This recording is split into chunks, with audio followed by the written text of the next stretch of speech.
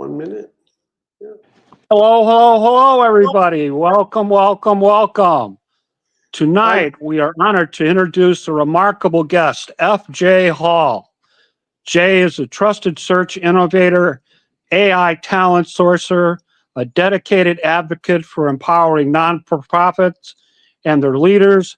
He is also a career advisor, a passionate champion for raising awareness of rare diseases and PKD eradication, and a generational health advocate. Jay is the founding manager, director, senior consultant, and executive recruiter at execsearches.com Inc., a leading online talent source connecting not-profit leadership professionals with organizations of all sizes, from grassroots nonprofits to government entities. With a member registry of over 85,000 active professionals, Exec Searches continues to impact the not-profit industry by efficiently connecting organizations with top-tier executive, mid-level, and fundraising talent. Jay's professional accomplishments are matched by his impressive academic credentials.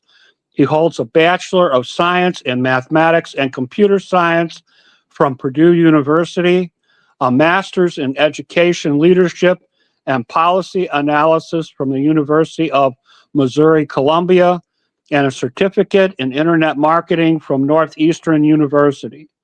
In 1999, Jay founded ExecutiveSearches.com to help nonprofit, health, government, and education organizations identify and recruit top-tier senior-level talent. Together with Karen Alphonse, they bring over 45 years of combined experience working with nonprofits nationwide. Exec Searches is committed to being the most efficient and reliable resource for executive search and nonprofit sector. As highlighted in previous broadcasts featuring Richard Kellner, Kevin Schnur, and Natasha Regina, Jay has collaborated with the PKD Free Alliance to recruit their new Chief Implementation and Operations Officer. His dedication to eradicating polycystic kidney disease, or PKD, has led him to create the Healthy Generation /PKD Kidney Health and Rare Diseases Advocacy and Support Group on Facebook. And that's quite a group, ladies and gentlemen. You want to check that out. This group provides a supportive space for individuals and families affected by PKD and other rare genetic conditions such as Alport syndrome and focal segmental glomerulosclerosis, FSGS. So please join me in giving a warm welcome to this inspiring advocate for rare kidney disease eradication and generational health. Mr. F.J. Hall is here with us tonight. Jay, how you doing? I'm doing great, Jim. Thank you so much for having me on your show. And also, I just want to thank you for all the tireless work that you do, because you do so much for the kidney health community. It's just amazing. And you just seem to, I mean, I know that you are just always doing something out there, and you inspire me. And I've so much enjoyed working with you, and also thank you for helping me break into this community and become familiar with this community, because I came to it very new when I started the search for PKD Free, and you helped a lot with getting me introduced to all the different players and all the different folks in the kidney health world. And of course, you knew Kevin Schnur. So when I discovered Kevin Schnur, which I did through old school, what they used to call headhunting, Jim, but we're not supposed to call it that anymore. It's now called talent sourcing or direct sourcing, talent acquisition, those sorts of things. But I did it through old school, direct sourcing. Well, if you consider sending some messages on LinkedIn, old school, but it was contact to contact, right? It wasn't through a job posting that we found Kevin, and Kevin had mentioned that he knew you, and I was like, well, that's the next person I'm calling. So I called you and I told you that, hey, I've got this guy, Kevin Schnurr. Do you know him? And you said, send me a picture. So I sent you a picture and you're like, yes, I know him. He's terrific. And I was like, all right, we got a winner then. So, Great. and been doing a fantastic job there at PKD Free, and Richard Kellner couldn't be more pleased, I don't think, than to have Kevin on board as their first full-time leadership position that they've had there, the Chief Implementation and Operations Officer. Kevin is the first person to occupy a leadership role at the organization on a full-time basis, reporting to Richard, the founder of the organization. Was very happy to do that broadcast with him. He's a heck of a nice guy. Did I state everything correctly in the introduction? Yeah, just one little thing, and people do it all the time, and sometimes I do it myself. The name of the company is execsearches.com, not executivesearches.com. That's a different company. They beat me to that domain name by about 2 months back in 1997 when things were starting to heat up. So I tried to get that domain name, and I even tried to get the one exec search, but other people beat me to it. So I ended up on Exec Searches, which makes sense because we have more than one, right? Because my business is more than just one executive search. We're also a job board. We also provide career services for professionals. So we're really about searches. So it made sense to be plural anyway. Excellent. Please tell us a little bit about where you grew up, your educational experience, and your work experiences. Well, I'm originally from Elkton, Maryland. That's where I was born and raised. I went to high school in Northeast Maryland, which is right at the tip of the Chesapeake Bay. If you know where the Chesapeake Bay is on the East Coast and you think about where it begins up there, that's where I am from. And that is right on the Delaware, Maryland, Pennsylvania border. So if you are traveling south on I-95 from, say, Philadelphia or New York, and you pass into Maryland, you are right near where I went to middle school. My middle school is like feet away from that exit, or where you go through the toll booth. And my mother's home, God rest her soul, was not just a stone's throw away from there as well. My family home, that's where I grew up. So everybody who's ever traveled on the East Coast has probably been near my home, going down I-95 or going up 95. As you entered Maryland or left Maryland, you went by my family home. Okay. Tell us a little bit about your educational experiences. Yeah. So I was very fortunate to receive a scholarship from the Air Force through Air Force ROTC to go to Purdue University. And I wanted to go to Purdue. It was a dream of mine to go to Purdue. I had been introduced to Purdue by a fellow one of my fellow classmates at Northeast High School, whose name is also Jay Paulus, who now is a bigwig at Microsoft in Seattle. So if you have any complaints about your Outlook or anything like that, just send me an email and I'll forward them to him. No, please don't. That's just a joke. And that isn't exactly what he does, but he's a pretty high level guy there. And his whole family had gone to Purdue. And I am the first member of my family to have gotten a graduate degree. And I'm the first member of my family to have gone to college on a scholarship. And I did receive the Air Force ROTC scholarship, and I could go to any university in the country that had an Air Force ROTC program. And I looked at quite a few, but I ended up settling on Purdue in your home state of Indiana. And I am very much a Boilermaker, and I am not an IU fan. Sorry, Jim. I don't know if you are or not. You've got IU colors on, so I'm wondering. I'm a Valpo grad, Jay. So you're a Valpo grad, okay. Nothing to worry about as far as IU is concerned. Bad, except for Valpo knocked us out of the Sweet 16 a few years back. So, but I won't hold it against you. Okay. Tell us a little bit about your work experiences. Sure. So I started my career in higher education. So while I was at Purdue, I didn't realize that at the time, but I was starting my career. And of course, I was to go into the Air Force as an officer, but there were a lot of cuts and things going on at that time. It was pre-Gulf War I, and they were starting to cut back on the military. So I ended up not going into the military as an officer, although I went all through the training and went through basic training and everything. And I was ready to go. I was going to be a missile officer. I was going to be assigned at Minot Air Force Base in South Dakota.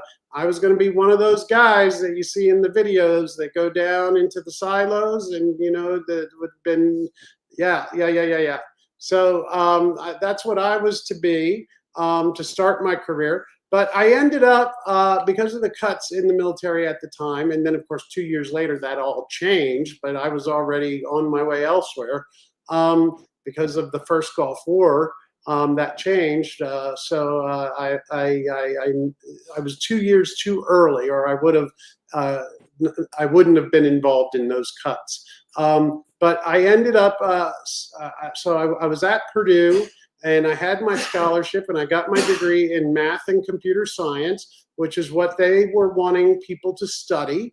And because when you have a scholarship, you have to pick degrees, and you have to pick majors that make sense for their mission. And it made sense for me anyway, because I was really good with science and math and whatnot. I scored very high on the SATs in math, not as high in verbal, unfortunately. So I'm definitely a math and science guy. So Purdue gave me my base education in that, and really helped me learn a lot about some of the tools that I use today, which I didn't know that I would be using those tools later on in life as much as I am now. That math background, that computer science background is really coming to bear today. And so I started working there at Purdue in the residence halls. And that's where I got my first leadership experience, and my first recruitment experience, and my first volunteer experience. Okay. So I volunteered for the Air Force ROTC Cadet Corps, and 1 year we took on the local Cystic Fibrosis Foundation as our chapter, that our organization that we were going to assist. So I helped organize the cadets for a volunteer effort to help raise money and awareness for the local cystic fibrosis chapter. And then at the same time, I also was what many people call an RA, a resident assistant in the residence halls, but at Purdue they called them counselors.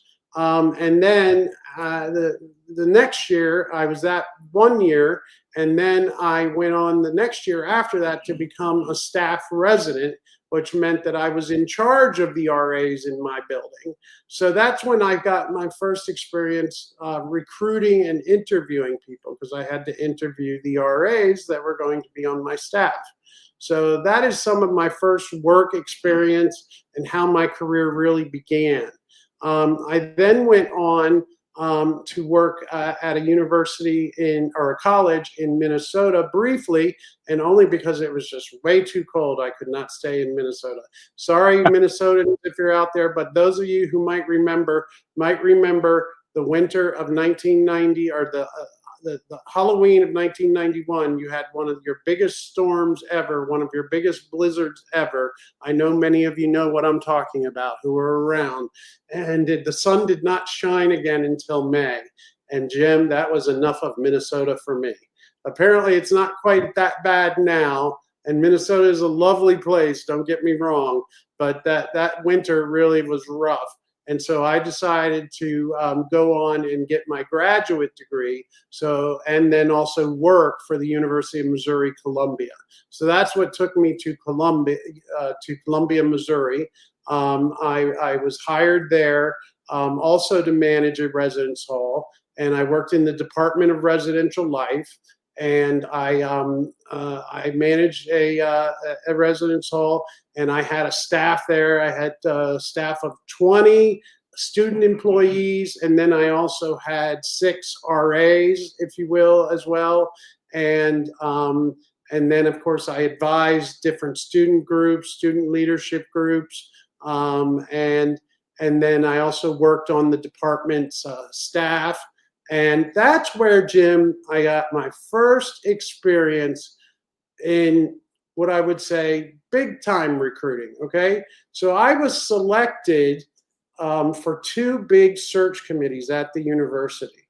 I was selected to help for the search committee to be one of the staff representatives for our new director of residential life, who ended up being Frankie Miner, who I hope is watching the show. Hi, Frankie.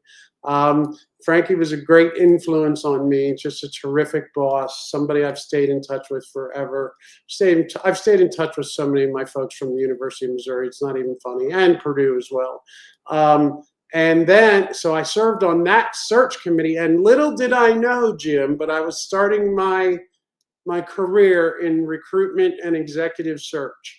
And then I was also selected after that to serve on the search for the Vice Chancellor of Student Affairs. So a little bit of a bigger position, right? And a bigger committee and more responsibilities. And we ended up landing on Dr. Charles Schroeder, who I also hope is watching. Hi, Dr. Schroeder. And he was a great influence on my life too, such a brilliant man. And he actually is from Dallas, which is where I'm at now. And then, so that's how I began my career in higher education and in recruitment. And then I went on to the University of Massachusetts, and after I graduated from Mizzou, University of Missouri Columbia, they call it Mizzou, the Mizzou Tigers. And after I finished my master's degree, I was hired for a position in student life at UMass Amherst in Amherst, Massachusetts. But we had the summers off, and I never had lived in the big city, and I'd always wanted to go live and see what it was like to live in the big city. So one of my buddies from Purdue needed a roommate for the summer, so I went and roomed with him for that summer, and I was going to work part-time. Well, I went to work part-time at a staffing firm. Hello, connections, right? So Olson Staffing Services. I worked for them, and guess what my job responsibilities were there, Jim? I was in charge of the account for MIT. You've heard of them, right? The Massachusetts Institute of Technology. Yep. A school I almost went to with that scholarship, by the way. It was on my list of considerations. So I was in charge of placing the temporary employees in the various departments at MIT. And that led from one thing to another thing. And I ended up, long story short, I ended up working for a nonprofit executive search firm. And it just so happened to be the most prestigious nonprofit executive search firm called Isaacson Miller. My boss was Arnie Miller, who was a former chief of personnel for the Jimmy Carter's White House. And I ended up working alongside other people like Laura Gassner-Otting, who was in the Clinton administration. She was very much involved in helping develop AmeriCorps, which I think a lot of people are very aware of. And she would brief the president on the development of AmeriCorps. And Laura also helped me with starting my company when I ended up leaving Isaacson Miller. She was my first vice president. And then now she has gone on and she does all kinds of interviews. As a matter of fact, she gave me a couple of tips for talking with you, because I've never done a live interview before. And I think one of the things she said was try not to talk too much or too fast, and I might be doing that. So sorry, Laura. I remember that tip now. And she is on Good Morning America all the time. So she has really gone on. She became a public speaker. She followed her dreams. She started writing books. She's an incredible woman. I recommend that everybody check out Laura Gassner-Otting, her books, her website, Check her out on Good Morning America. She doesn't even have to fly to New York anymore, Jim. They set up a studio in her house so that she can just join live. So she's an impressive lady. So at Isaacson Miller, I was surrounded by a lot of impressive people. And I was like, wow. I don't know how I got this job. I don't know what button I pressed, but I'm glad I pressed that button. Because that was a second master's degree, working for Isaacson Miller, and all the different executive searches that I was able to work on, from working on searches from different institutions of higher education. Like I worked on a search for Penn. And when I say worked on, a lot of times what you do when you're junior is you serve as a junior associate. So I may come in and help develop some candidates or find some candidates, and then I move on and go to another search and help out with that search. So that's how I got to touch so many different searches during my time at Isaacson Miller, because guess what? I was the internet guy. I was the guy who understood how to use the internet. And not that people at Isaacson Miller didn't know how to use the internet. There were pockets of people there who knew how to use the internet, but many people did not. It was 1997. The internet was really just starting to become kind of a thing around then. So I remember Arnie Miller asking me to give the firm a briefing on what the internet was, because some of the partners didn't even know really where it came from, what it was about, how it worked. And then I also briefed on how to use the internet. And that's where I created I created a web page at University of Missouri for the Department of Residential Life, but that's where I created my first employment web page, because the searches that I was working on, like for example, one of the searches I worked on was for the CFO of the National Council of La Raza. Also worked on a search for CFO for Amtrak. And for each of those searches, we would write out a big, what we call a scoping document that described the organization, described the position, described the person that we're looking for. And I put that on a web page.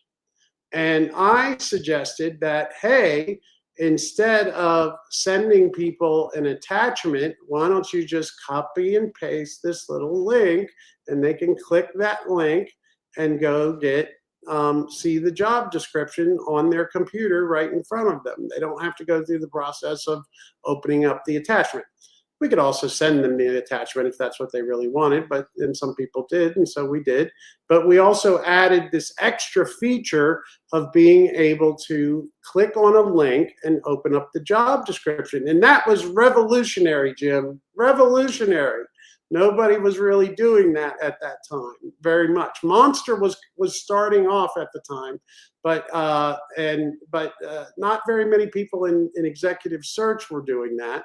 So it turned out I ended up posting like a lot of the different partners' searches, all kinds of different searches. If you go back and look at the Wayback Machine in 1997, 1998 for execsearches.com, you'll see it's full of Isaacson Miller searches. It was essentially the initial Isaacson Miller web page, and it ended up becoming execsearches.com later on in my business, because they decided they wanted to have a website that was more of a brochure website, and that was just sort of a decision that was made at a high level there, because I was just a consultant. So I went on to take the idea that I had, and Laura came with me, and we launched execsearches.com as an independent job board, independent of Isaacson Miller, on August 30th, 1999 at midnight. I remember exactly when we flipped the switch and Exec Searches went live. And my first client came from Dallas. How about that? Right. Yeah. Please tell us about your duties and responsibilities as executive director at Exec Searches. What is it that you do? Managing director. So Exec Searches has three main components of the work we do. All right. And part of our mission is we want to make the services of large nonprofit executive search firms available for smaller and mid-sized nonprofits, because not everybody can afford to pay for the services of an Isaacson Miller. And don't get me wrong, Isaacson Miller deserves to be paid, but they get paid because they are doing a lot of work. But not everybody can afford to pay for that, and not everybody needs a search that in depth. So I wanted to come up with an alternative for smaller and medium-sized nonprofits who couldn't necessarily afford the services of a large executive search firm. So Exec Searches does do executive search, just like we just did an executive search for PKD Free Alliance, right? So that's one of our pieces of our business. Then we also have the job board, and any number of organizations can come and post jobs. We get job postings from all the various nonprofits and have had the job board for 25 years now. If you type nonprofit executive jobs in most search engines, we come up on the front page usually, unless there's a bunch of ads that day in front of us. So that our job board is there. It's free for people to browse and look at jobs, and then they can register to receive job alerts. So that's the second piece of our business. And then the third piece of our business, which is sort of my favorite part, and that's the part where I get to work with the job seekers and help them with finding a job, helping them with their resume, helping them prepare for interviews, helping them navigate, finding them, everything from the beginning to the end of a job search. I will help a professional who is looking for a job find a job. And I don't just focus on folks in nonprofit. For example, one of my clients who recently wrote a review for me on LinkedIn, because I did just start using LinkedIn as a means to inform people about the services that I provide in career services. She works in aerospace. So I had never done a search for aerospace a day in my life, but with AI nowadays, I can research and learn all about the organization that she was applying for, have it develop interview questions for me, and have it tell me what the correct answers should be. And I could fire those questions off at her and put her through a pretty good mock interview for the position that she was applying for. And it worked. It helped her get past. She was having trouble getting past the Zoom interview, right? She was having trouble. She was getting stuck at the Zoom interview. And so what we determined in working with her was that there were some things that she was doing that weren't quite right. Like, for example, she had her phone, when she was doing her interview, she had it up and down like this, right? Instead of turning it landscape, right? So it looked kind of odd for an interview. And then she would also be looking off like this into the corner, and she was thinking, she didn't realize she was doing these things. And these are the kinds of things that I can help point out to people when they're practicing or doing their mock interviews, that, they might be doing that they don't realize they're doing. That's distracting for the interviewee, for the interviewer. And takes away from their message. So, and then also just generally preparing them for the interview as well. I review the resume. And Jim, what's really unique about what we do is, a lot of these, when people sign up for career services on LinkedIn, they get hammered with like 30 proposals, right? A lot of those folks in those proposals, from what I've heard, offer people a resume at a very cheap price, but all they're getting is someone putting the resume in artificial intelligence, putting it in Chat GPT, or putting it in Gemini AI tool, and matching it up to the job description and having it just make a new resume based on the job description for the job they're applying. And then they sell them that. That's not really what we need to be doing. What we do need to be using artificial intelligence in helping people conduct their searches, because searches are difficult and they involve a lot of research. So it can be helping with research. But what I do is I teach my clients how to use artificial intelligence. So I teach them how to have artificial intelligence grade their resume against the job they're applying for, and how to have it generate questions to help them prepare for the interview. Okay. Let's talk about this for a minute. Please share with us the steps that Exec Search utilizes to bring employee and employer together. What do you do first, second, third? How does it work? Okay, as far as the executive search process goes, or as far as the job board goes, or both? Executive search. Okay, so when I'm conducting an executive search, I do it as a retained recruiter. So there are different kinds of recruiters out there. You have retained executive search recruiters, and that's what I am.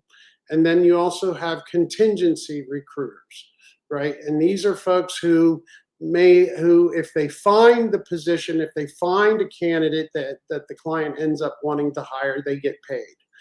How I work is I handle the search. I'm retained and I handle the search soup to nuts from beginning to end. And that's what we did for PKD Free. Richard retained me back in January of 2024. And throughout 2024, we worked on different iterations of the position. And of course, he also was working with marketing and PR firms, and ended up changing the name of the organization, which was very, very, very well done. Their new website is excellent. And then we actually launched the search in February of this year. Richard called me, and we were talking, and I thought we were going to be talking, Jim, about the job description, and he was just wanting to go over the job description. Little did I realize that at the end of that call, he was like, "So let's get it going." And I was like, "Wait, what? Did you just say we're going to start the search?" It's like, "Yes, Jay, we're starting the search right now." And I'm like, "Okay, yes, sir, let's go." So we started working with him. My colleague Karen Alphonse and we worked together as a team. She's another person I met at Isaacson Miller, who's been working with me for years. And we developed we helped Richard with the job description that he had already. We helped refine that and finish that. And then we published that on execsearches.com, and so that there would be a place where the full job description was. Then we developed a job ad that we could post in different places, including their website, that would point to the full job description. That way we could keep track of how many people went and actually looked at the full job description. And by the way, the answer to that question is approximately 6,000 people ended up viewing, unique viewers ended up viewing that job description in the end. And then also, we had a one pager developed, and that's where you send something to a source, right? And then of course we had social media posts, right? We worked with you on that. You know, you helped share a lot of our social media posts. Thank you so much, because that was very important. Social media is very important for recruiting nowadays. That's one of the best ways to get the words out. And we knew that we wanted to get the word out through the PKD volunteer community, you know, whichever organization. We know there's a lot of volunteers out there, and we wanted to get the word out through the volunteer community, and you helped connect us with those volunteers. Other folks like Valen Kiefer, I know you know her. Yep. She helped us. You know, she's terrific. She's terrific. She really gave us a boost the beginning of that search, because she helped us connect with a lot of key volunteers. And actually, funny story is, one of the connections that Valen gave me led me to Aaron Kale at the American Association of Kidney Patients. I know you're on the board of, just yes, happenstance.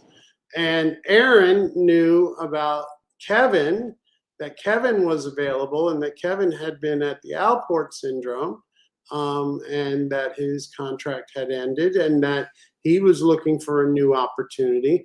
So then that connection, so then Aaron told me about Kevin, and then I connected to Kevin and then talked to him about the position. And at first he was like, no, I don't know if this is right for me. And I went back to him and I said, I think you should take another look at it. I think it is right for you. And he did, and he ended up deciding to apply because I was going to reach through that screen and grab him anyway because we knew he was a great candidate. You know, I was going if I had to fly to Long Island and wait for him at the coffee shop down at the corner, that's what I was going to do, you know, because I knew that he was perfect for this position. And plus Richard's on Long Island, so that made a lot of sense. That made coordinating that interview very easy. So you see how that worked. So Valen connected me to Aaron, right? Valen connected me to a lot of people, but Aaron was one of them. And then Aaron connected me to Kevin. And that's how it works. It's kind of like the six degrees of separation, that little game, right? And then of course we advertised the position, and that was a huge shock, Jim, because when I typically advertise a position like this, I am used to receiving about maybe 100 to 200 applications by the end of the search. I had 200 applications within the first 10 days. Huh. And a lot of that just has to do with what's been happening in, you know, the nonprofit, not-for-profit world. So you have the not-for-profit world, which includes government, education, public health, that sort of thing. And then your 501c3 charitable organizations like the PKD Free Alliance, like American Heart Association or the Kidney Foundation, or the PKD Foundation. These are all 501c3 organizations, nonprofit charitable organizations, if you will. And then, so they form a piece of that not-for-profit sector, which is approximately 10 to 11% of our economy. Not a lot of people realize that, but it is an important part of our economy, the not-for-profit sector. Okay. I just wanted to say a couple of things, Jay. First of all, both Valen and Aaron have been on the broadcast, and those broadcasts, if you want to see them, are available on YouTube. The other thing is that, as is my custom, this broadcast is pinned to the top of my personal Facebook page. In the comments to the broadcast is all of my research. So if you want to drill down a little bit on the things that Jay's talking about today, those links are there. And I know sometimes when we do the things across the screen, the banners, they go by kind of quick. So if they go by too quick, don't worry, just check out the comments to the broadcast. Jay, tell us a little bit about the utility of your website's blog. My notes are telling me there are over 409 articles with tons of advice for job seekers. Yes, and then if you even go out on social media, there's breakdowns of some of those articles too, little vignettes, if you will. So the blog is also a very important, I'm glad you brought that up. The blog is also a very important part of our offering. It's completely free, and it's full of fantastic advice from the people behind the scenes of these searches, the executive search firms themselves. A lot of different search firms have contributed to that blog. And of course, we have written a lot of those blog posts ourselves. I've written quite a few. Karen has written quite a few. And we write on different subjects of all kinds. We write on subjects related to job seekers. We also write on subjects related to employers as well, and for recruiters. We write on everything. Like, for example, I wrote a post about using Boolean search, Okay, Boolean search is sort of relates to my math background, right? That's the if, and, or statement. So I don't know if people know this, but when they search Google, they can use things like if and quotations and have a better search results. And you can also use that in LinkedIn and other websites, and you produce better results.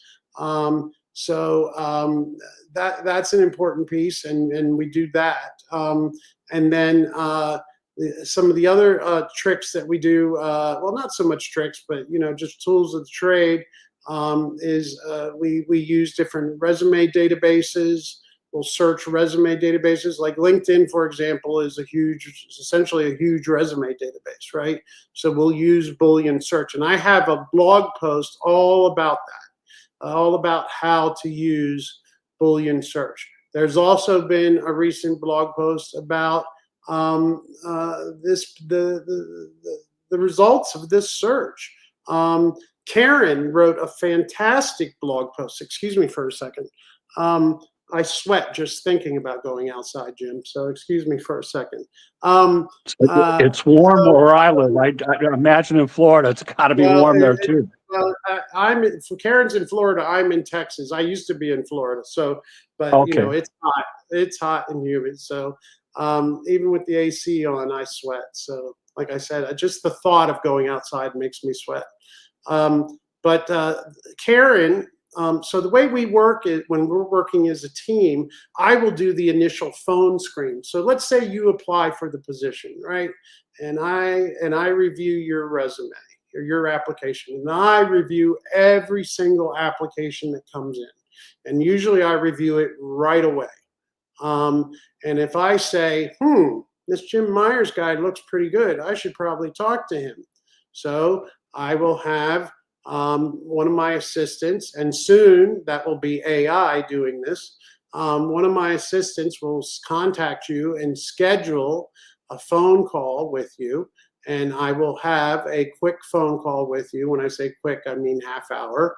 And I will ask you a series of questions and qualify you for the position after I've reviewed your resume and have determined that that you look interesting. You look like somebody I should talk to at least. And then I'll qualify you for the position. And then if I feel like you have what it takes to possibly be the next CIO of PKD Free, which, Jim, you would have been fantastic in that job. Sorry I couldn't get you to apply. I will then pass you on to my colleague, Karen, right? And Karen does what's called a biographical interview. So she does a more in-depth interview, and she learns all about your background. And then she does a write-up. Karen has a really interesting way. She can write in shorthand, in this form of shorthand that only she knows. It's like code, if you will. And she takes these fantastic notes, and she can keep track of everything that's said during a conversation. And then she will produce a write-up of that interview. And it's really biographical. It goes all the way back to, like, where did you go to high school? It starts there. And there's an article on the blog about that.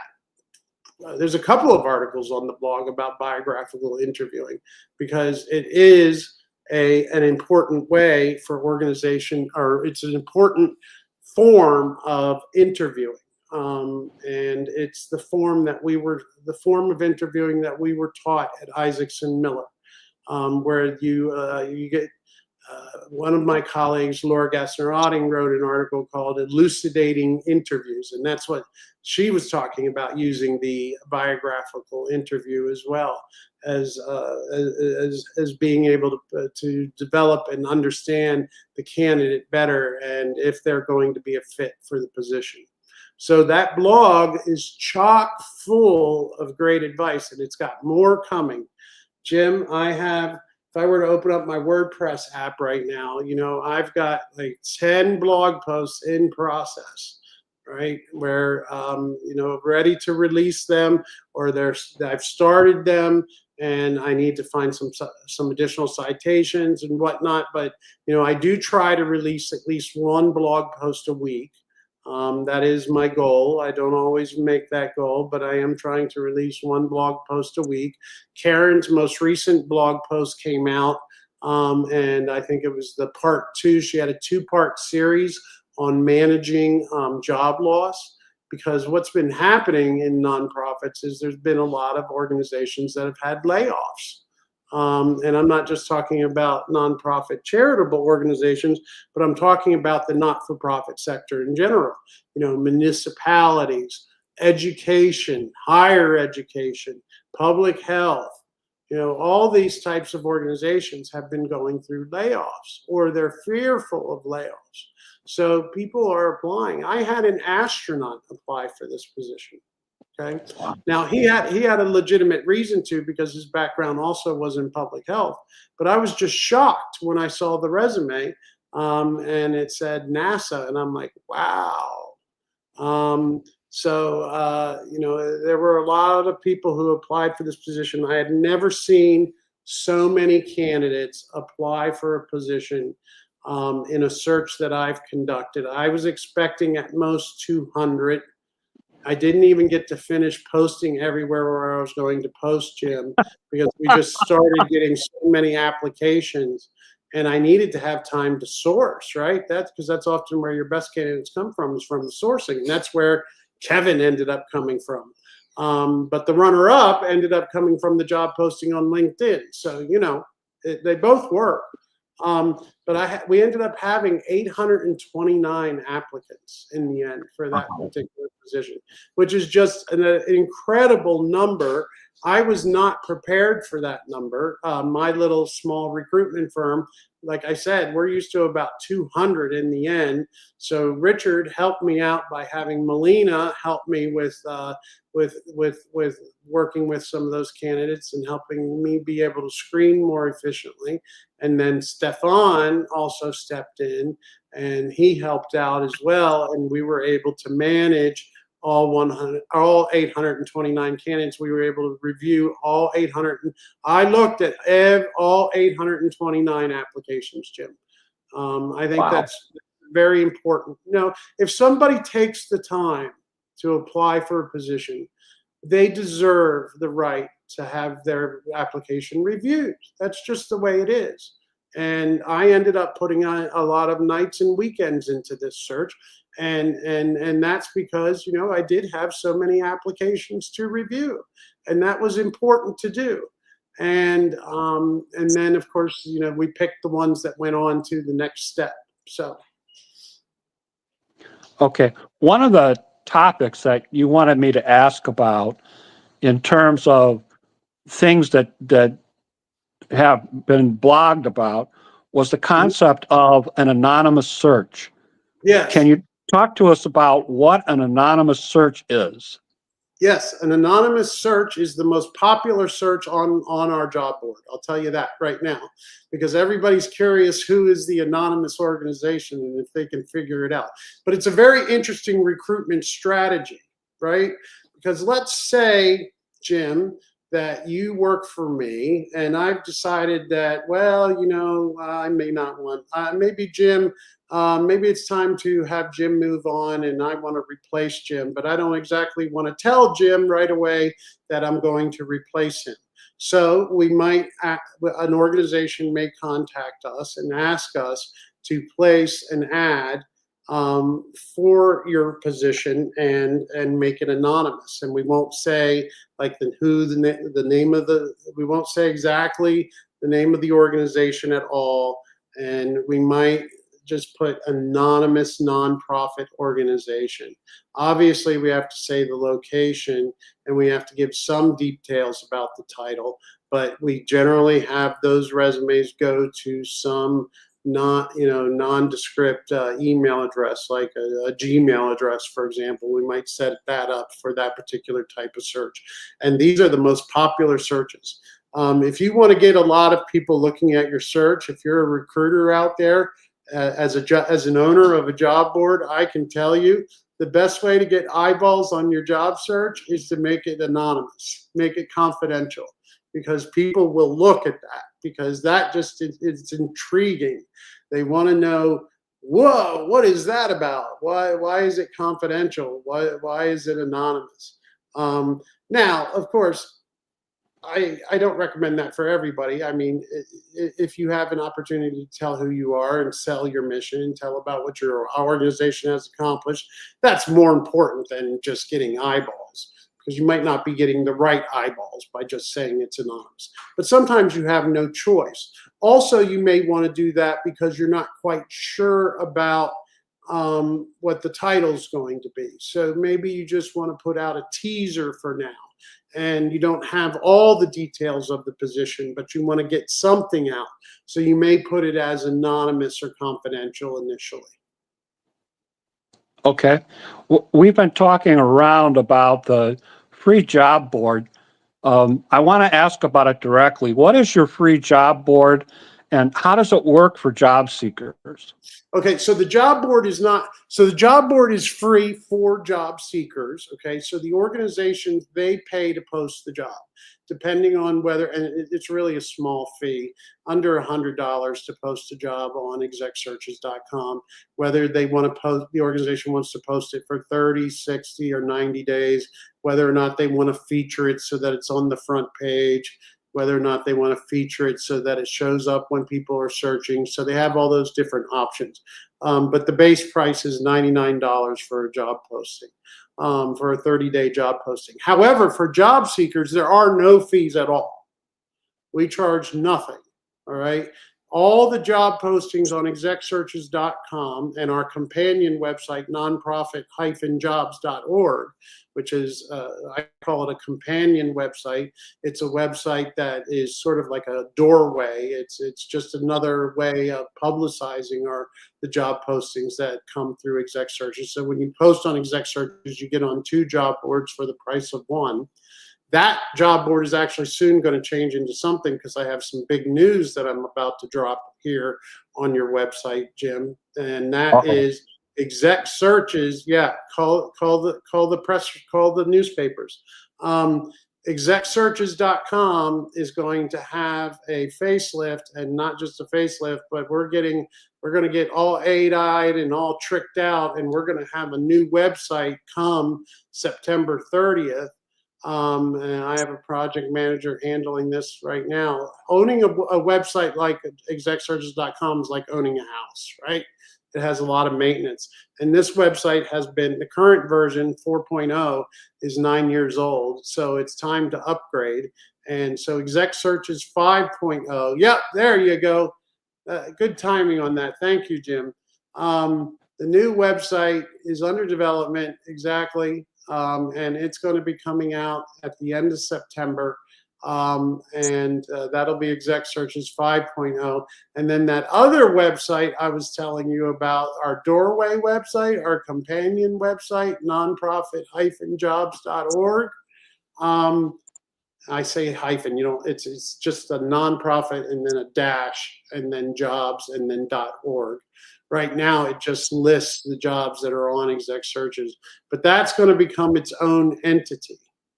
And I'm going to leave it as a bit of a surprise about what that entity is going to be about. You're going to have to wait and see. But it's going to make a lot of sense when it comes out. So be watching for that. We'll be passing that around a little bit, my friend. Oh, yes, absolutely. I'll tell you later what it's going to be, Jim, but you'll have to keep it to yourself for a while. Okay. Do you have any tips based on your experiences for people seeking employment? And just for the record, everybody, Jay insisted on my asking this question. So you're going to get some free advice now. Listen up. Well, I wanted to talk about this because I know what's going on right now out there in the sector. With a lot of the changes in grants and funding and whatnot, I have never had, like I said, I never had so many applications. And that's partly because there's a lot of people who have lost their jobs or are being laid off. I heard so many stories when I was talking to people about full departments having to lay off 50% of their staff. And it breaks my heart. It really does. Jim, I have never had a diplomat asked me to help him with his career before. And I was struck by it because I'm like, why is a diplomat asking me to help him with his career? Of course I can do it. I've worked on USAID searches before. I worked on the Central Asian American Enterprise Fund search years ago with Arnie Miller. So I knew a lot about his organization, the organization he worked for. But of course, USAID had a lot of funding cut. So, he needed somebody to help him with finding a job back here in the States. So that's what I did. I advised him on how to go about applying for jobs and how to go about, excuse me, I keep needing to dab myself off here. But I advised him on what he needed to do to present himself as a job seeker again in the United States, because his foreign service career was now over, right? After 20 years of serving his country in different countries like Vietnam, Ukraine, Mozambique, Tanzania, different places, that career was suddenly coming to an end, as it did for many USAID folks. And I feel terrible for them. So one of the things that we had to do was we had to make sure that his LinkedIn was updated. And you really want to make sure that your LinkedIn page aligns perfectly with your resume, because we will check, because we have to make sure there are no inconsistencies. So if you say something on your resume and it doesn't correlate with what's on your LinkedIn, then that raises a question, okay? The other thing, another mistake that people make is they might make their resume be like all very fancy, and they might like have different colors or different shading on their resume. That can screw up an ATS, or an applicant tracking system, right? So, essentially what happens nowadays when you apply for a position, and I know everybody's been through this, where, you submit your resume and you're like, well, where did it go? Is somebody going to see it? Well, they will see it if the ATS, spits it out to the recruiter that this is a potential match. So you have to evaluate your resume and think about it as if you're the ATS, the applicant tracking system. And so you need to really look at that job description and read through the lines about, or sometimes it's just obvious what it is they're looking for. And you need to make sure that you're addressing that in your resume or your cover letter, so that you can be one of those resumes that gets spat out as one of the ones that the recruiter should talk to. So I highly recommend that when people get a job description for a position that they are considering it, that they put themselves in my shoes, that they pretend that they are me, that they pretend they are Jay Hall, somebody who's been recruiting for 20 years in the nonprofit space, and that they have just been handed this position to recruit for. And they should look at that position description as if they are recruiting, they are now in charge of recruiting for it. And they should read that job description and think about what is it that is standing out that this organization wants and needs, and highlight those things, and make sure that your resume addresses those things. Also, Jim, do not take for granted the cover letter, nor the thank you note after an interview. Every opportunity you have to communicate your case, to talk about why you are right for the position, you should take with gusto. Because let's say that your resume didn't really give you an opportunity to show your connection to the mission. For example, I had a candidate who applied for the CIOO position for PKD Free, right? Her resume really didn't tell the story about why she connected with PKD Free, but her cover letter did. And her cover letter, which I read them first, so don't take them for granted, I read them first. that really laid out for me why it made sense to consider her for the position. And she had a lot of people in her family who had PKD, and she had children who had PKD, who have PKD, and she talked about that connection in the cover letter. So that's why the cover letter is just so important, because that's where you can really say something that you can't necessarily say in the resume, because in the resume you've got all your formatting, and you've got to list your job description, you got to list your dates, you got to list your titles and your duties and all that. You may not get a chance to really state in your own words what it is what makes you a good candidate for that position. Your cover letter gives you that opportunity to do that. So you should make sure that you take advantage of that opportunity. Don't think of it as a chore. Think of it as an opportunity to make your case for why you are the right person for that position. All right. Thank you notes. Let's say during the interview you were asked a question and you don't feel like you answered it, or you forgot to say something. The thank you note is a great place to kind of go back and say, and oh, by the way, I wanted to make sure and state, because I don't think I had a chance to state this during the interview, 1, 2, 3, whatever it was that you wanted to let them know was important about their experience that they didn't get a chance to say during the interview. Excellent. Excellent. Let's talk about some of the free services provided by your company. Can you tell us a little bit about that? You've mentioned some. Yeah. Well, of course, they have the job alerts. They could sign up for free job alerts. They can connect with me on LinkedIn. I'm very happy to connect with people on LinkedIn if they want to find me there or follow my company there. Very easy to do. That's why I put that F period in front of my name, right? So that because there's a million J Halls out there, but there's a few less F period J Halls, so you can find me. So go find me on LinkedIn, connect with me, and that will connect you with other recruiters in the space. Happy to do it. Happy to make connections. I always am.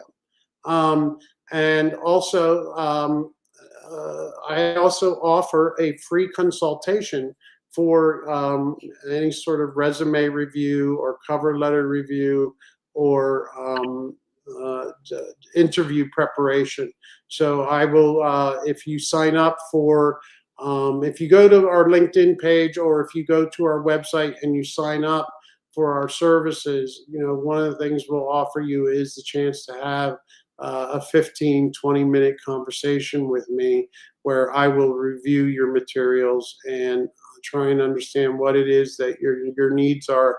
And I will probably start giving you my opinion right away, because Jim, that's one thing I'm not shy about. I'm not shy about giving my opinion. And that's what people want from me. They want me to tell them what it is that they might be doing wrong, or they might be doing right. I recently saw a resume that I think was one of the most perfect resumes I've ever seen. And I told her that. I said, this is an excellent resume. Congratulations. Good job. So she didn't have to worry about that anymore.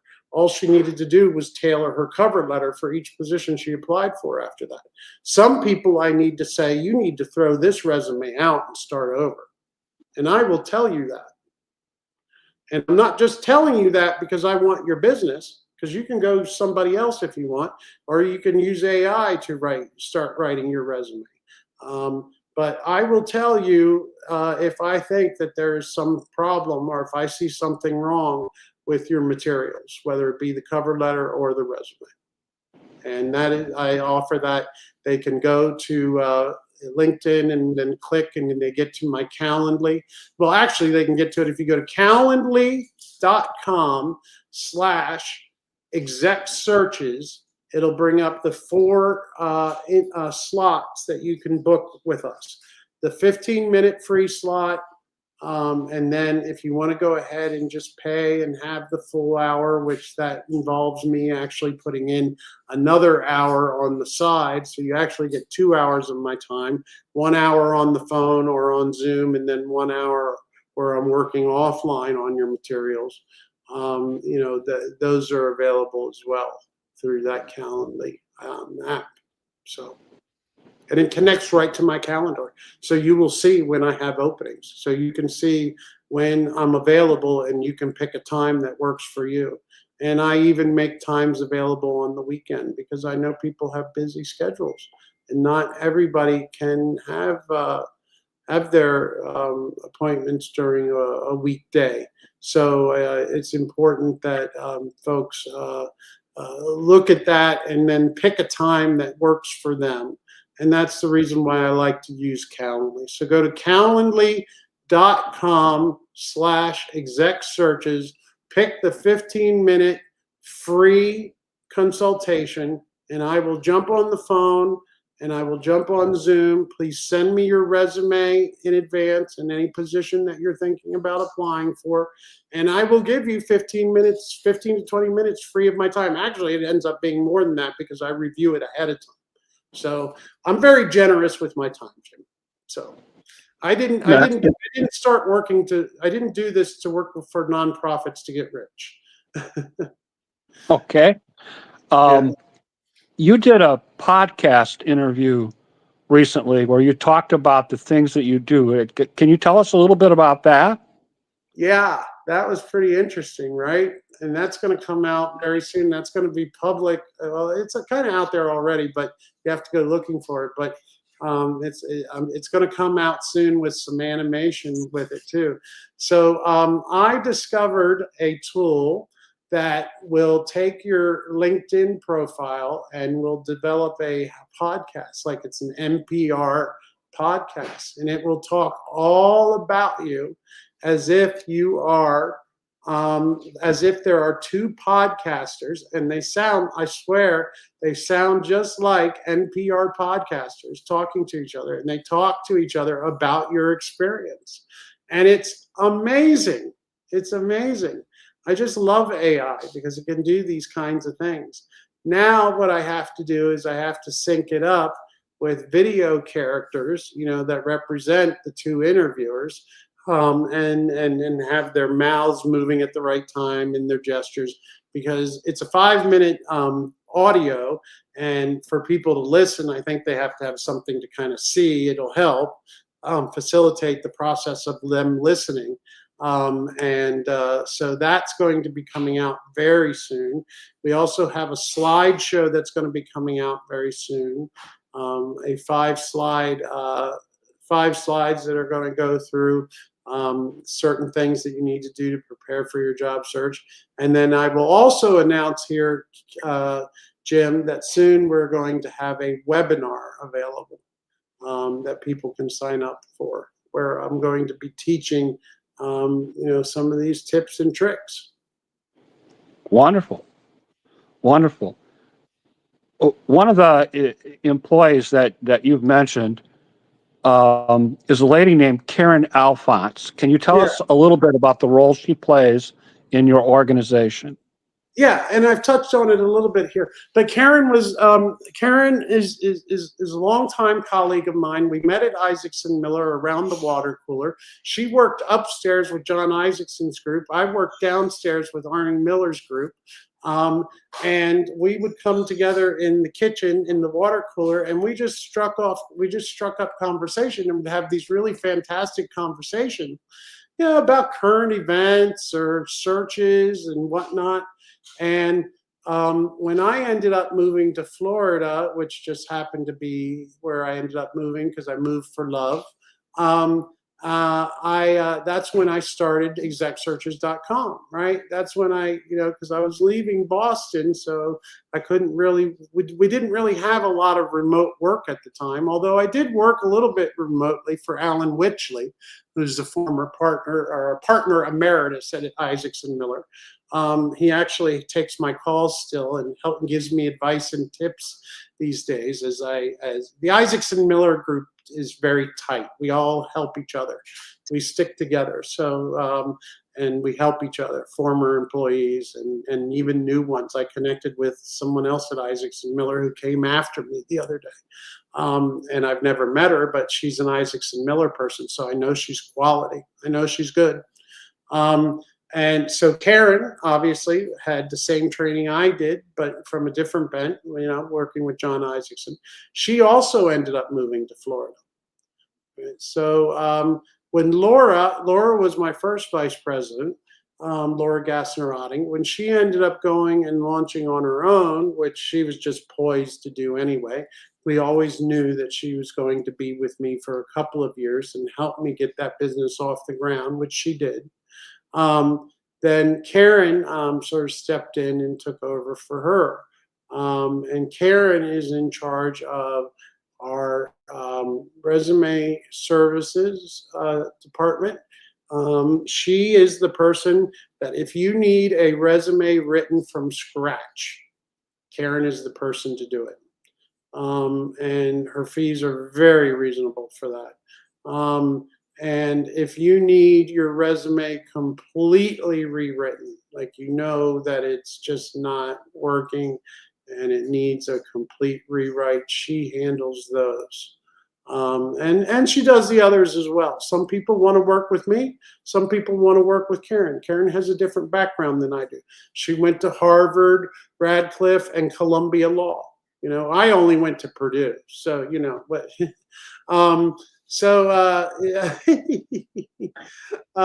she kind of has me beat there.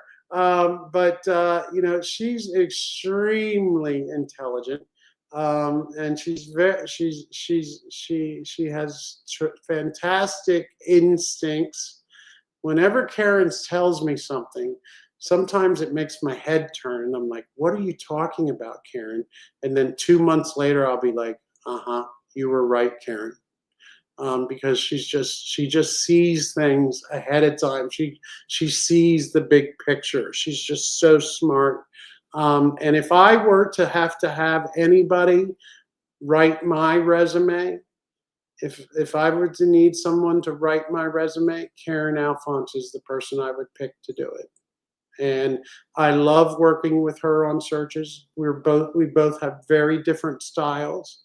Sometimes those styles conflict and we have our debates, but that's how we know that we're doing good work, because we play off of each other. Because if we agreed with each other all the time, that wouldn't be helpful at all, right? One thing we did agree about was we agreed about Kevin. So we agreed about Kevin Schnurr for the position as the CIO for PKD Free. So that was a no-brainer for both of us. So we agreed on that. And so she works with me on searches. She helps with the career services, and then she also writes a good deal of the blogs. Excellent. Yeah. Please talk to us about your new Facebook group, Healthy Generations, PKD, Kidney Health, and Rare Diseases. What's the group all about, and what kidney communities does it serve? Well, you're a part of it, so you can answer this too. But of course, I'm the one being interviewed here. And thank you for helping me moderate that group. I really appreciate that. Well, what can I say? Richard Kellner really inspired me. Richard Kellner is a brilliant man.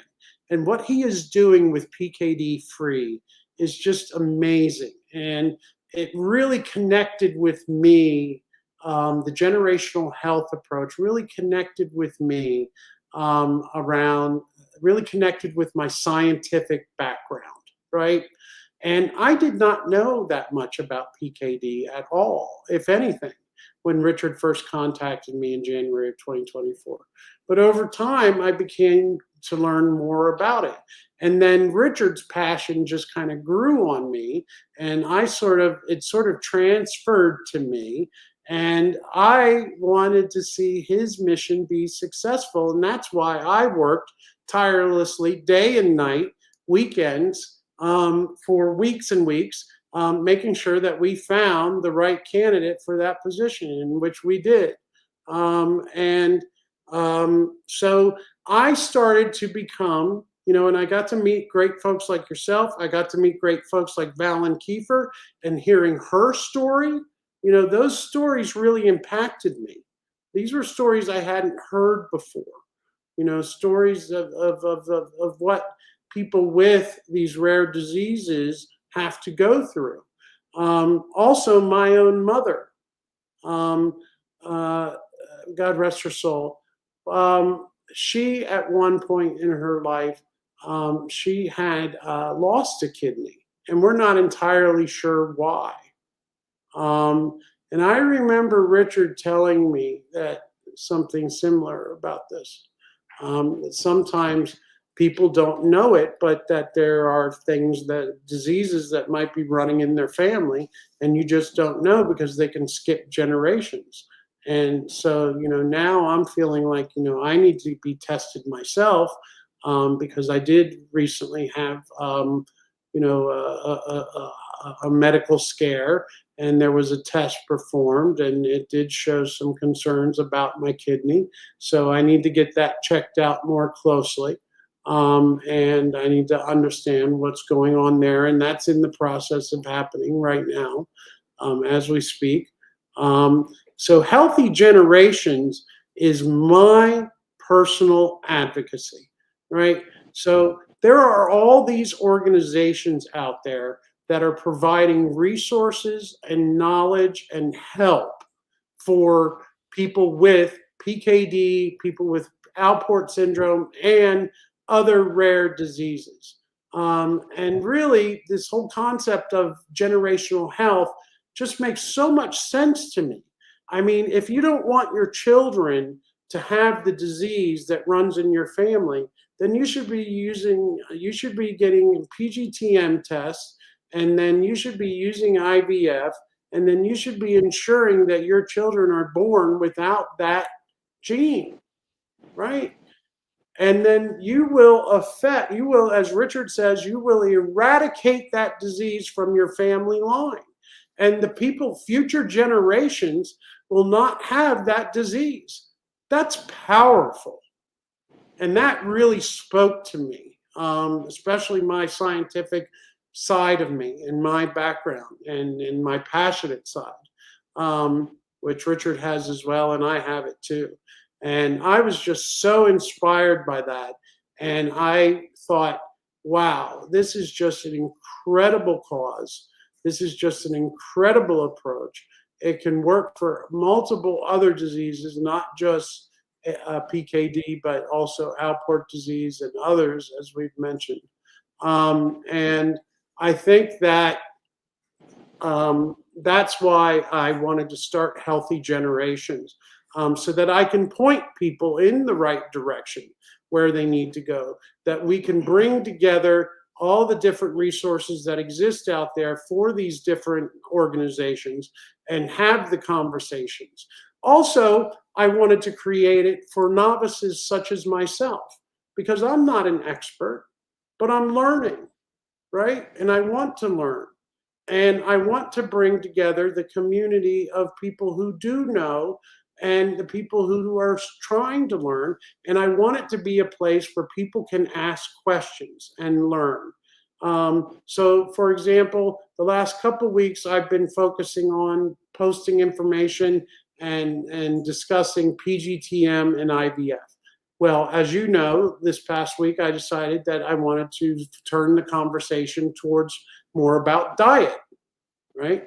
I've lost tons of weight personally. I've had weight loss issues my entire life.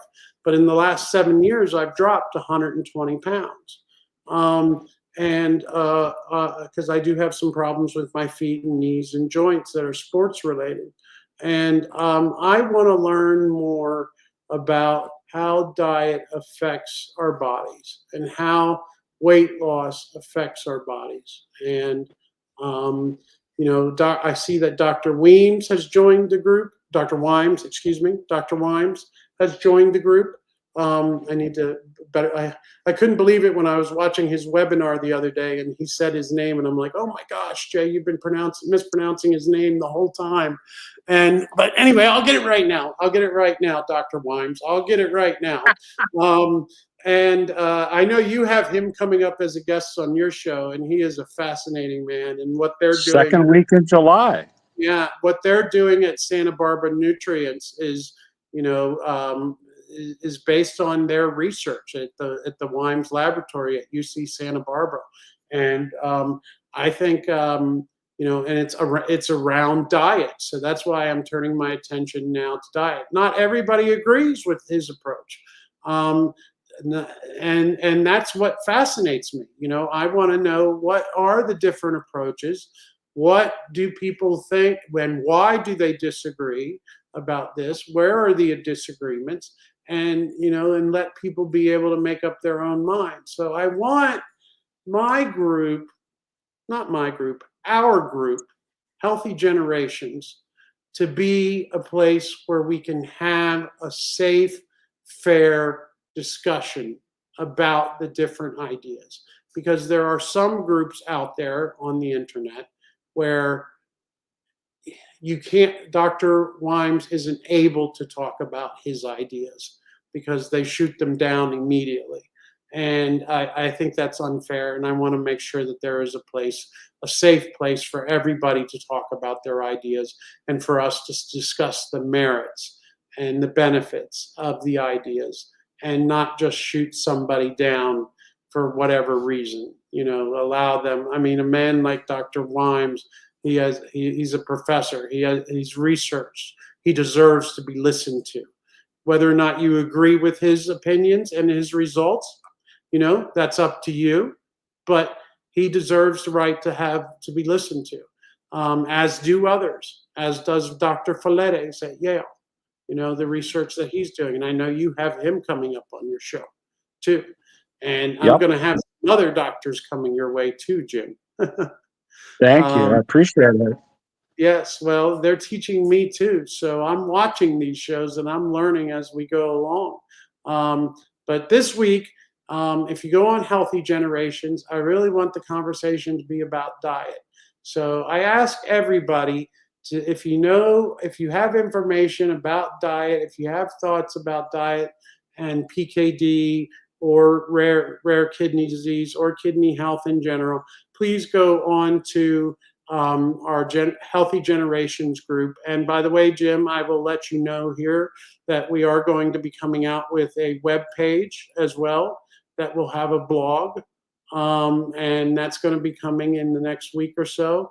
I believe it's going to be called, excuse me, I'm pretty sure, I'm still working on the idea, but I'm pretty sure that we're going to call it Healthy Kidney Generations, and that's going to .org, and that's going to be the domain name, and where people will eventually be able to find us and find this new blog.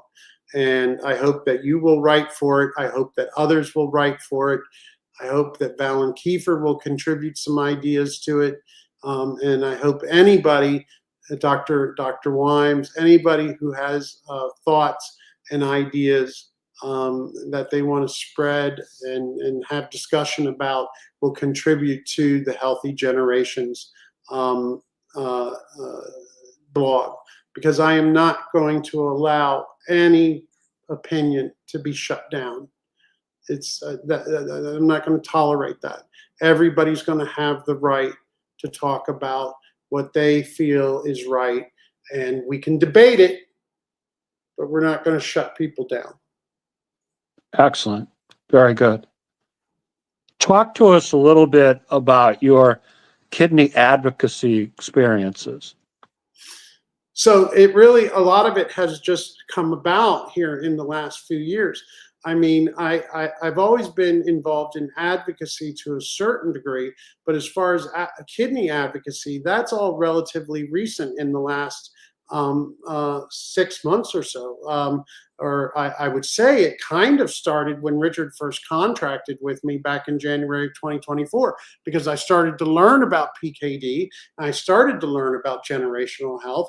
And so I started talking to my friends and colleagues and other folks about, hey, have you ever thought about, the fact that you could get a genetic, if you have a disease that runs in your family, that you could have a genetic test, and then find out if you have it, and if you're going to be potentially passing it down to your children, and if you should use the generational health approach with IVF and not pass that disease down to your children. So that's where that began. I have to give Richard Kellner and Kevin Schnurr also, because of his connection with Alport disease, or Alport syndrome, excuse me. That the credit where credit is due, because they've inspired me to do this. And like I said, Richard's passion has transferred to me. I don't have the same story that Richard has. He lost his wife to PKD, and that's a very sad story. I've lost my mother to kidney disease of some kind. We're not sure what it is yet. Hopefully, we're going to be able to figure that out. Because maybe I need to be getting tested myself. Genetic testing. Yeah, I'm thinking that I probably need to be having that genetic test myself. Because just recently learning by talking to my brothers, my older brother Richard, who's about the same age, I believe, as Richard Kellner. So I find that very interesting. I was talking to him about what my mother had, and he's like, well, I think we have to go back and we have to ask our sister-in-law, who's a registered nurse who keeps track of all these types of things, and ask her what information she has. I think she's listening right now. Cheryl, make sure you respond to that message. I want to know what you know about what mom had, because I would like to know, why she had the kidney removed. So most likely the most common cause for kidney removal, Jay, is kidney cancer. Really? Okay. There is such a thing as an ablation, where they just remove the cancerous part of the kidney. Mm-hmm. But it's more common, and many of my friends have had kidney cancer where they had both kidneys removed. Wow. So I didn't even know that my mother had a kidney removed until recently. And Wow. that was news to me. I was very young when this happened, so I don't recall it. But learning that has really inspired me. And it's inspired me also in the way that I want to make sure that these resources get connected to other families, so that other families can learn and benefit from the resources that exist now to be able to have these tests, and to have access to them, and to be able to afford them, so that they can be tested as well and know what's running in their family line and what they may potentially pass down to the next generation. I've had genetic tests, Mm-hmm. Jay, and the group that did mine is called Nantera, Natera. Okay. So if someone's interested in that, they might want to contact them. Yeah, well, I will definitely be looking into that, Jim. Definitely. No worries. I'll send you the link. Yeah, please do. Post it in the comments or wherever. Let's make sure everybody has access to that link, where to go. And I'll take care of it. I'm happy to be the guinea pig and go through it and tell people what it's like and see. I need to talk to my doctors, because there has been some blood work done recently.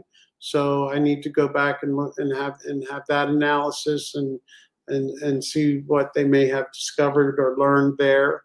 Nothing has ever been brought up to me in the past other than the acute kidney injury that I suffered when I had pneumonia last year. but so that was about it. So, which was enough as it is, right? Right. All right, we're in the home stretch, buddy. Yeah. Do you have any final statements you wish to make to our audience before we conclude the broadcast for the evening? Yes, I do. I want to ask everybody to take a moment every day and do something, whether it's amplify one of your messages or share somebody else's messages, um, or in the kidney health space, in around. Knowledge is the problem. There's a lot of there's a knowledge gap. A lot of people don't know about these diseases and the resources available and the treatments available and the fact that there are grants out there that they could be taking advantage of. A lot of people don't know this. So what I would like to say, what I would like to leave with is I would like to ask everybody every day, do one thing that helps advance people knowing more and learning more, whether that's just liking a post, amplifying it, as we say, sharing it to your group, or sharing it elsewhere. Some days you might have more time than others, but just please be engaged and help the knowledge get out there, because that's the most important thing that can happen. Knowledge is power. Jay, what a tremendous job that you did tonight on the broadcast. Thank you for taking Thank you, time Jay, for having me. to Thank you talk very to much. us about your kidney experiences, your new group.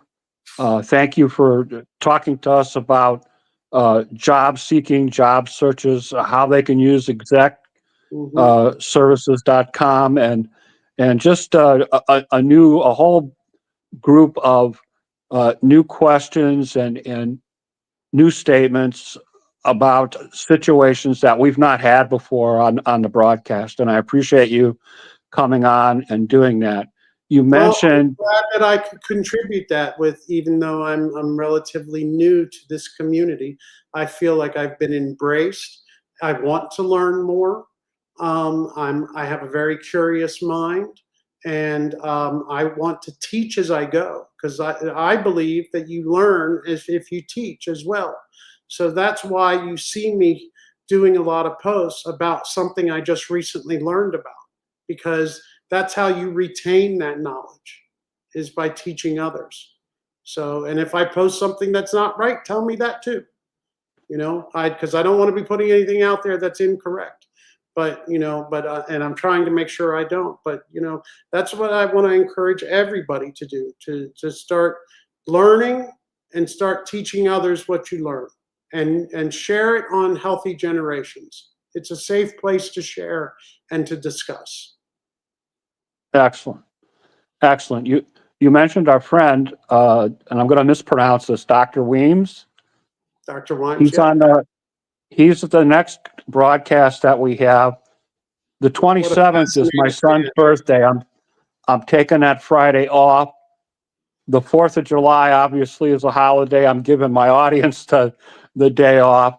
But the 11th, the good doctor's going to come on. He's a pioneer, PKD researcher, lots of good information and knowledge, and he's going to talk to us about some of the things that he's been checking into as far as polycystic kidney disease is concerned. Jim, I will be tuning into that broadcast because I've learned so much from him, and I really appreciate everything he has done to help me in expanding my knowledge, and helped me with the search as well. And I will also help amplify that. So, and that's what I'm asking people to do. You have that conversation coming up with Dr. Weems. Everybody, please help Jim amplify that and let other people know about it, so that they can come and learn about Dr. Weems' ideas, and we can discuss them and debate them and talk about them, and learn from him. Yeah. All right. Well, that's our broadcast for this evening, folks. Appreciate you tuning in. I will be creating the broadcast replay immediately after this is done. So if you happen to miss out tonight, don't worry about it. You can catch the replay. Please like and share it with your friends. And Yeah. I want to thank Jay one more time for coming on and making us all a little bit smarter. Well, thank you, Jim. Thank you for everything you do. I'm very impressed with everything you do. Tireless effort. Just an example to us all. Thank you, my friend. All right. So that is our broadcast for this evening. Be sure you check out the new Facebook group and new web page coming up soon. Yes, yes, all kinds of new stuff coming. And I will talk to you on the 11th of July. You have a good evening. All right, you too, Jim. Good night, everyone. Good night.